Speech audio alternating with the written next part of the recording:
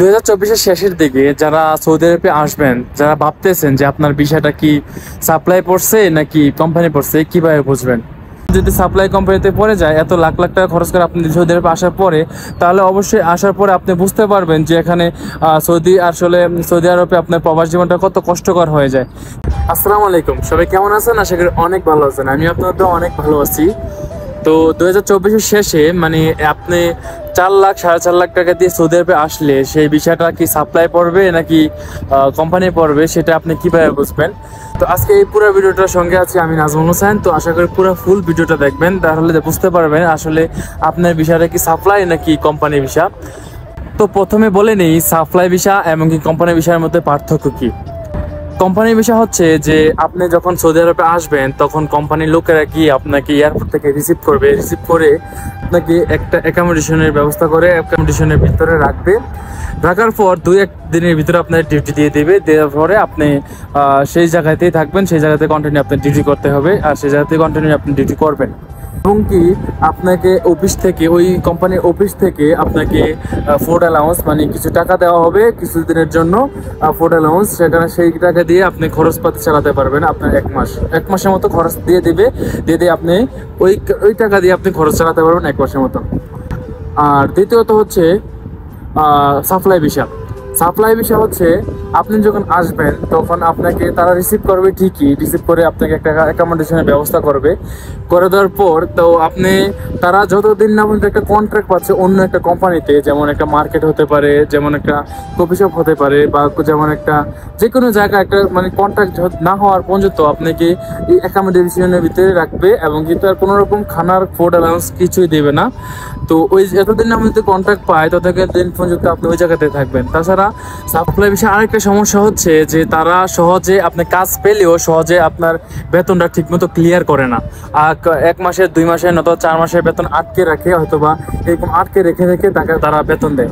তো অবশ্যই বুঝতে পারছেন কোনটা কোম্পানি বিষয় কোনটা সাপ্লাই বিষয়ের মধ্যে পার্থক্য। তো আমি প্রথমে যেটা বলবো, আপনারা কিভাবে বুঝবেন আপনার বিষয়টা কি সাপ্লাই নাকি কোম্পানি।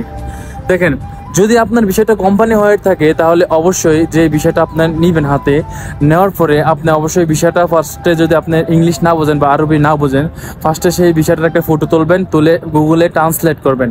ট্রান্সলেট করে দেখবেন ওই জায়গায় আপনার কোম্পানি যে বিষয়টা আছে না, ওই বিষয়টার ভিতরে আপনার কোম্পানির নাম লেখা থাকবে। যদি কোম্পানির নাম পেয়ে থাকেন তাহলে ওই কোম্পানির নাম দিয়ে গুগলে সার্চ করবেন। গুগলে সার্চ করে আপনি দেখবেন যে যদি কোনো বড় কোম্পানি হয়ে থাকে বা যদি কোনো কোম্পানি হয়ে থাকে, কোনো প্রোডাক্টের কোম্পানি হয়ে থাকে, তাহলে অবশ্যই সেই কোম্পানির নাম এবং কি সেই কোম্পানিটা আপনি গুগলে শো করবে। কারণ সৌদি আরবে বড় বড় কোম্পানিগুলো অবশ্যই গুগলে শো করে, আর সবগুলো আপনি দেখতে পারবেন। আর যদি সেই কোম্পানির নাম না আসে তাহলে অবশ্যই বুঝবেন সেই কোম্পানিটা আপনার সাপ্লাই কোম্পানি। কারণ সাপ্লাই কোম্পানির কোনো প্রোডাক্ট নাই। সাপ্লাই কোম্পানি হচ্ছে আপনি আসবেন যখন, তখন তাদের একটা অ্যাকোমোডেশন থাকবে, সেই অ্যাকোমোডেশনের ভিতরে আপনাকে রাখার পর ওই অ্যাকোমোডেশন থেকে আপনাকে যতদিন না পর্যন্ত তারা একটা কন্ট্রাক্ট পাচ্ছে অন্য কোনো মার্কেট বা অন্য কোনো জায়গায়, ততদিন পর্যন্ত আপনি অ্যাকোমোডেশনে থাকতে হবে। এবং কি অ্যাকোমোডেশন থেকে আপনার এমনও হয়তো পারে দেশ থেকে টাকা এনে আপনি ওই জায়গায় ফুড অ্যালাউন্স চালাতে হবে, খানা খরচ চালাতে হবে। বুঝতেই পারছেন সাপ্লাই বিষয় কেমন। তো যদি কোম্পানি বিষয় হয়ে থাকে তাহলে আপনি যদিন আসবেন ওই দিন থেকে হয়তোবা 1 থেকে 2 দিন আপনাকে রেস্টে রাখার পরে ওই 3 দিনের দিনে আপনাকে ঠিকই ওই কোম্পানি কাজ দিয়ে দিবে এবং কি আপনি মাসে স্যালারিটা ঠিকই পেয়ে যাবেন। আসলে সৌদি আরবে অনেক কোম্পানি আছে, আসলে অনেক কোম্পানি আছে, যেমন অনেক কোম্পানি আছে আপনার কোম্পানির নামে ভিসা নাই, কোম্পানির নামে লোক আনে না, দেখা গেছে যে সাপ্লাই থেকে লোক নেয়।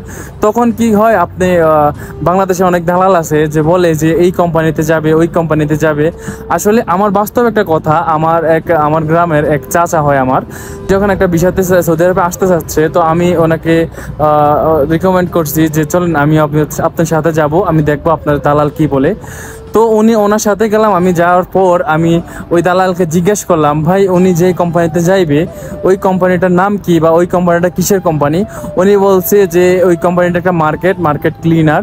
তো উনি বলছে, আমি বলছি যে ওই কোম্পানির নাম কি, বলছে এই কোম্পানির ওই নাম। তো আমি তখন সাথে গুগলে সার্চ দিই, আর ওই কোম্পানিটাতে আমি গুগলে কোনো রকম অস্তিত্বই পাই নাই। তো আমি ওইখানে ওনাকে বলছি, ভাই এটা তো কোনো অস্তিত্বই নাই গুগলে, তাহলে এটা হয়তো পারে সাপ্লাই কোম্পানি।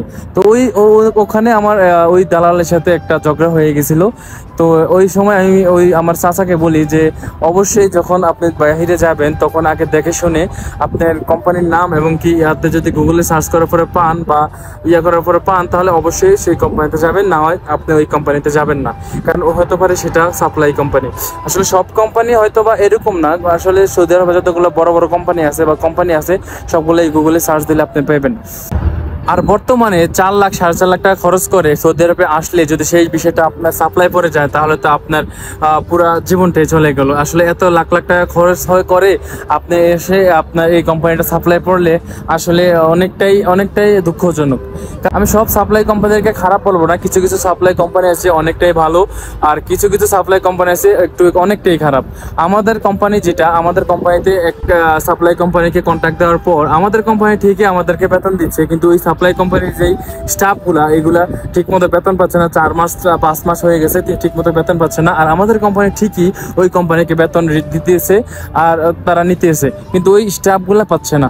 তো আমি অবশ্যই রিকমেন্ড করব যারা আসবেন তারা অবশ্যই চিন্তা ভাবনা করে আপনি বিষয়টা ঠিক মতো দেখে তারপর সৌদি আরবে আসবেন। কারণ একবার যদি সাপ্লাই কোম্পানিতে পড়ে যায়, এত লাখ লাখ টাকা খরচ করে আপনি সৌদি আরবে আসার পরে, তাহলে অবশ্যই আসার পরে আপনি বুঝতে পারবেন যে এখানে সৌদি আরবে আপনার প্রবাস জীবনটা কত কষ্টকর হয়ে যায়।